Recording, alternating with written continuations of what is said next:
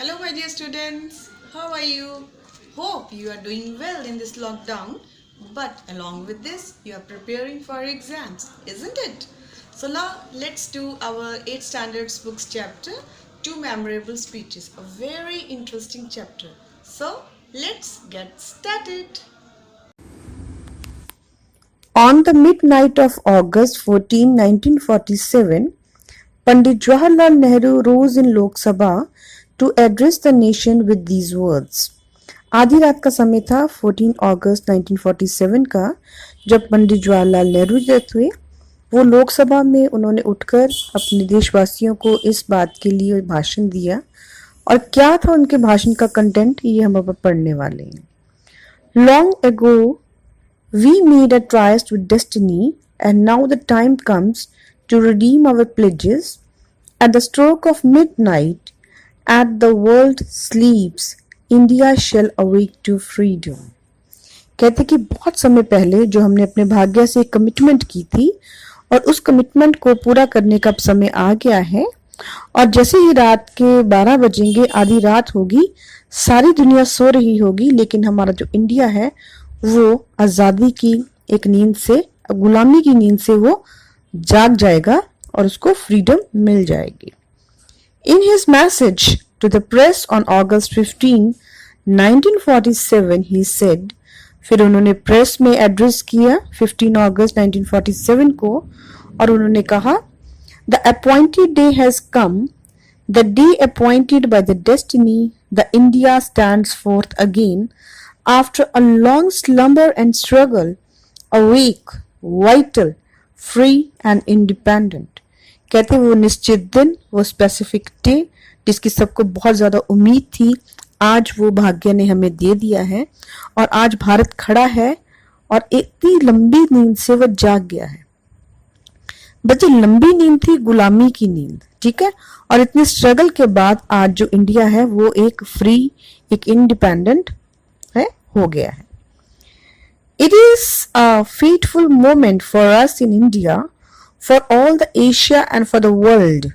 A new star rises, a star of freedom in the east. कहते ये एक बहुत ही भाग्यशाली मोमेंट है हमारे भारत के लिए, अकेले भारत के लिए नहीं बल्कि पूरे एशिया के लिए, बल्कि पूरे वर्ल्ड के लिए, क्योंकि एक नया सितारा जो है वो राइज हुआ है, उगा है। और ये सितारा कौन सा है? फ्रीडम का, आज़ादी का। And a new hope comes into being, a vision long cherished materializes. जो सपना हमने बहुत देर से देखा है, आज भाग्य ने वो दिन ला दिया है कि वो सपना जो है वो सच हो गया है। May the star never set, that hope never be betrayed. हम चाहते हैं कि वो सितारा अब कभी भी डूबे ना और कभी भी हमारे जो उसके साथ विश्वासघात ना हो, हमारी आशा के साथ विश्वासघात ना हो। The future beckons to us. Whither do we go and what shall be our endeavor? कहते भाग्य जो है हमें बुला रहा है, बुलाता है कि हम लोग कहाँ जाएंगे और हमारी क्या कोशिशें होंगी। To bring freedom and opportunity, the common man to the peasants, the workers of India. कहते इनको एक आम आदमी, किसान, हर लेबरर, हर किसी को नया मौका मिलने वाला है। To fight and end poverty and ignorance and disease. कि वो किसके साथ लड़ाई करे? पावर्टी के साथ, गरीबी के खत्म करने के लिए, अज्ञानता को खत्म करने के लिए और बीमारी को खत्म करे। To build up a prosperous, democratic and progressive nation. और इस कंट्री को क्या बनाए? वो एक प्रॉस्परस बनाए, एक खुशहाल, लोकतांत्रिक और एक बहुत ही तरक्की करने वाली नेशन बनाए। And to create social, economic and political institution.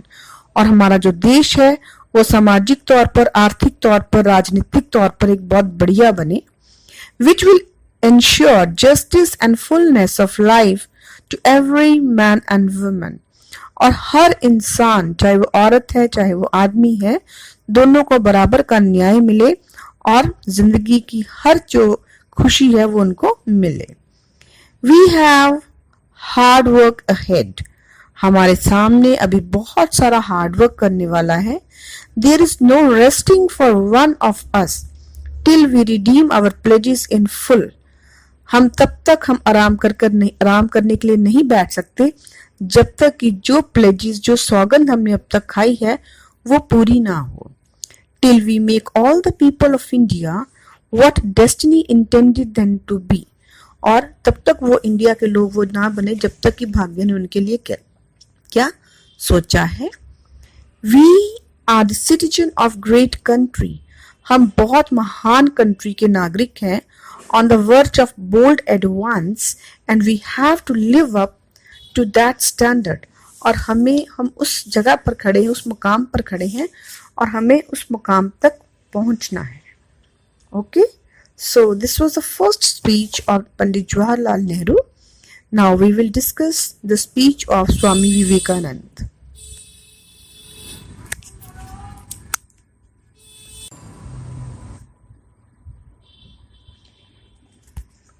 One of the best speeches by an Indian ever is one made by Swami Vivekananda. He made his speech in 1893 and the occasion was the World Parliament of Religion at Chicago, USA. He began his speech like this. ये जो speech है बच्चे, उनकी वैसे तो स्वामी विवेकानंद जी जो थे उनकी जो स्पीचेस हैं वो तो पढ़ने योग्य हैं. These are just worth reading. बहुत ही अच्छी स्पीचेस हैं और वो बहुत ही ज़्यादा लोगों को अपने भाषणों के द्वारा बहुत इम्प्रेस करते थे, इन्फ्लुएंस करते थे. तो ये जो स्पीच थी उन्होंने वर्ल्ड पार्लियामेंट में 1893 यूएसए शिकागो में उन्होंने ये स्पीच की थी. और ये पूरी स्पीच नहीं है बच्चे, ये सिर्फ एक छोटा सा पार्ट है which is the best portion of his speech. Now let's get started the speech. He began his speech like this. उन्होंने इस तरह से अपनी स्पीच को शुरू किया. Brothers and sisters of America. उन्होंने अमेरिका के जो ऑडियंस थे उनको अपने भाई और बहन बोला. We believe not only in the universal tolerance but we accept all religion are true. उन्होंने अपने देश को रिप्रेजेंट किया, इंडिया को रिप्रेजेंट किया और उन्होंने कहा कि हम लोग सिर्फ इसी में विश्वास नहीं रखते, एक यूनिवर्सल टॉलरेंस को, लेकिन हम सभी धर्मों को सच मानते हैं, सत्य मानते हैं, क्योंकि उन सब की फिलॉसफी जो है वो अल्टीमेटली सेम ही है. I am proud to belong to a nation which has sheltered the prosecuted and the refugees of all religion and all nations of the earth. वो कहते हैं कि मैं बड़ा गर्वित महसूस करता हूँ, मुझे बड़ा गर्व होता है इस बात के लिए कि मैं उस नेशन का नागरिक हूँ, उस देश का मैं नागरिक हूँ कि जिसने हर लोगों को जो भी किसी भी तरह की मुश्किल के उनको सामना करना पड़ा है, उन्होंने हर एक को शेल्टर दिया है. ना सिर्फ लोगों को बल्कि कुछ नेशंस को भी जो इस दुनिया पर हैं. I fervently hope that the bell that tolled this morning in the honor of this convention may be the death knell of the phantasm of all the prosecutions with the sword or with the pen and of all the uncharitable feelings between the person wending their way to the same goal. कहते कि आज जो घंटा बजा है, जैसे वो convention को शुरू करने के लिए जो एक उनका सिग्नल है कि ये कन्वेंशन शुरू हो चुकी है, कहते मैं चाहूंगा कि ये जो सिग्नल है, ये जो बेल है, ये क्या हो, ये फाइनल बेल हो किस चीज की, फैंटज्म की, जब उस प्रोसिक्यूशन की, जो भी इन्होंने जो भी डिफरेंसेस पैदा हुए हैं तलवार से, पेन से, कलम के जोर से, या किसी और चीजों से, ये सब आज खत्म हो जाए. On the concluding day he said, और लास्ट डे उन्होंने कैसे इसको कंक्लूड, क्योंकि ये कन्वेंशन जो थी ये 2-3 दिन चली, तो जो लास्ट डे उन्होंने अपना लेक्चर दिया उन्होंने इसमें कहा, the parliament of religion has proved that the holiness, purity and charity are not the exclusive possessions of any church in the world. But यहाँ पे चर्च जो है एक स्पेसिफिक रिलीजियस इंस्टीट्यूशन को उन्होंने नहीं मेंशन किया. चर्च मीन्स कि कोई भी धार्मिक संस्था. उन्होंने कहा कि जो पार्लियामेंट ऑफ रिलीजन है, जो धर्म है, उसने ये प्रूव कर दिया है कि पवित्रता, शुद्धता और जो दानशीलता है, ये सब चीजें जो है किसी एक धर्म में नहीं सिखाई जाती. पवित्र रहना हर धर्म हमें सिखाता है, शुद्धता के साथ रहना और दान करना, ये सब भावनाएं हमें सभी धर्म सिखाते हैं। ये कोई हमें एक स्पेसिफिक धर्म नहीं सिखाता। If anybody dreams of an exclusive survival of his own religion, अगर कोई ऐसा सपना लेता है कि सिर्फ मेरा ही धर्म आगे बढ़े, so I pity him from the bottom of my heart, तो मुझे उसके लिए बहुत ही दया आती है, क्योंकि वो इंसान इतना सेल्फिश हो सकता है। तो फाइनली बच्चे, इस में आपको ये देखने को मिला कि पंडित जवाहरलाल नेहरू जी ने कितना सोचा कि हमने कैसे ड्रीम्स लिए हैं एक अच्छी प्रोग्रेसिव नेशन बनाने के लिए। नो डाउट लोगों ने बहुत प्रोग्रेस की इंडिया में, लेकिन धीरे धीरे आप देख रहे हैं कि इंडिया का क्या हाल हो रहा है। सो बच्चे, the nation is in your hands. आपने इस नेशन को कैसे आगे लेके जाना है। And in the second speech you find कि जैसे हमारी जो कंट्री है सेक्युलर है, इसमें किसी भी धर्म के बारे में जो है हम लोग किसी भी एक धर्म को प्रायोरिटी नहीं देते, तो ऐसा ही होना चाहिए। जो उनके मेन फीचर्स हैं, जो उनकी मेन टीचिंग्स हैं, उनको फॉलो करना चाहिए।